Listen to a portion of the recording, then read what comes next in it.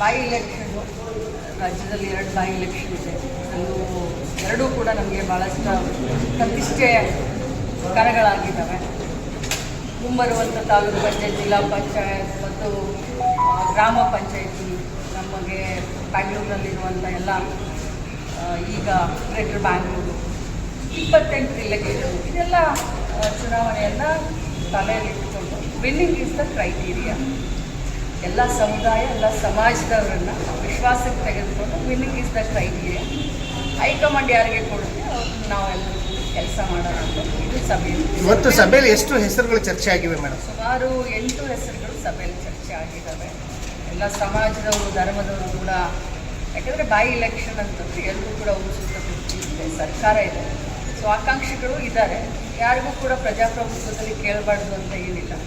But ಅಳೆದು ತೂಗಿ ಏನು ನಮ್ಮ ಪಕ್ಷದ ಅಧ್ಯಕ್ಷರಾದಂಥ ಡಿ ಕೆ ಶಿವಕುಮಾರ್ ಅವರಾಗಲಿ ಅಥವಾ ಮುಖ್ಯಮಂತ್ರಿಗಳಾಗಿರಲಿ, ಅವರು ಏನು ತೀರ್ಮಾನ ತಗೊಂಡು ಡೆಲ್ಲಿಯವರು ಏನು ತೀರ್ಮಾನ ತಗೊಳ್ತಾರೆ ಅದಕ್ಕೆ ನಾವೆಲ್ಲರೂ ಕೂಡ ರಾತ್ರಿ ಹಗಲು ನಿಂತು ಅಭ್ಯರ್ಥಿಯನ್ನು ಗೆಲ್ಲಿಸ್ಕೊಂಡು ಬರೋದು ಪ್ರಾಮಾಣಿಕ ಪ್ರಯತ್ನ ಮಾಡ್ತೀವಿ. ಎರಡೂ ಕ್ಷೇತ್ರ ಒಂದಲ್ಲ, ಎರಡೂ ಕ್ಷೇತ್ರದಲ್ಲೂ ಕೂಡ ಗೊಂದಲ ಇದೆ. ಒಂದು ಕಡೆ ಫ್ಯಾಮಿಲಿ, ಮತ್ತೊಂದು ಕಡೆ ಫ್ಯಾಮಿಲಿ ವರ್ಸಸ್ ಕಾಂಗ್ರೆಸ್ ಅನ್ನುವಂತಹ ರೀತಿಯಲ್ಲಿ ವಾತಾವರಣ ಸೃಷ್ಟಿಯಾಗಿದೆ. ಸೊ ಇದನ್ನ ಕಾಂಗ್ರೆಸ್ ಹೆಂಗ್ ನೋಡುತ್ತೆ? ಯಾಕಂದ್ರೆ ಎರಡೂ ಸಹಜವಾಗಿ ಗೆಲ್ಲುವಂತ ಒಂದು ಇದು ಜಾಸ್ತಿ ಇದ್ದಾಗ ಕಾಂಪಿಟೇಷನ್ ಜಾಸ್ತಿ ಇರುತ್ತೆ. ಇದಕ್ಕೆ ನಾವು ಗೊಂದಲ ಅನ್ನೋದಿಲ್ಲ. ಎಲೆಕ್ಷನ್ ಅಂತಂದರೆ ಭಾಳಷ್ಟು ಕನ್ಫ್ಯೂಷನ್ಗಳು ಸಹಜ. ಆದರೆ ಒಮ್ಮೆ ಹೆಸರು ಅನೌನ್ಸ್ ಆದಮೇಲೆ ಮುಖಂಡರು ಎಲ್ಲರೂ ವಿಶ್ವಾಸಕ್ಕೆ ತೆಗೆದುಕೊಳ್ತಾರೆ. ಹೆಸರು ಅನೌನ್ಸ್ ಆಗೋಕ್ಕಿಂತ ಮುಂಚೆ ಆದರೂ ವಿಶ್ವಾಸಕ್ಕೆ ತಗೊಳ್ತಾರೆ, ಆದಮೇಲೆ ಅದು. ಯಾಕಂದರೆ ನಮ್ಮ 12 ಜನ ಮಂತ್ರಿಗಳನ್ನು ಒಂದೊಂದು ಕ್ಷೇತ್ರಕ್ಕೆ ಹಾಕಿದ್ದಾರೆ. ಇದೆಲ್ಲ ಕೆಲಸ ಅದೇ. ಈ ಗೊಂದಲಗಳನ್ನು, ಕನ್ಫ್ಯೂಷನ್ನ ಕ್ಲಿಯರ್ ಮಾಡಿಕೊಂಡು ಪಕ್ಷವನ್ನು ಗೆಲ್ಲಿಸ್ಕೊಂಡು ಬರೋದು ನಮ್ಮ ಜವಾಬ್ದಾರಿ.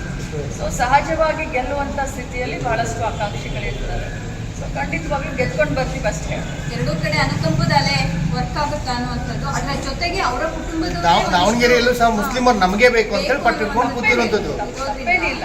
ಏನು ಹೈಕಮಾಂಡ್ ನಿರ್ಧಾರ ತೆಗೆದುಕೊಳ್ಳುತ್ತೆ ಅದಕ್ಕೆ ನಾವೆಲ್ಲರೂ ಬದ್ಧರಾಗಿರ್ತೀವಿ. ಎಲ್ಲರೂ ಬದ್ಧರಾಗಿರ್ತಾರೆ. ಅವರು ಆಗಿರ್ತಾರೆ, ಇನ್ನೊಬ್ಬರು ಆಗಿರ್ತಾರೆ. ಕೇಳೋದ್ರಲ್ಲಿ ತಪ್ಪೇನಿಲ್ಲ. ಹೈಕಮಾಂಡ್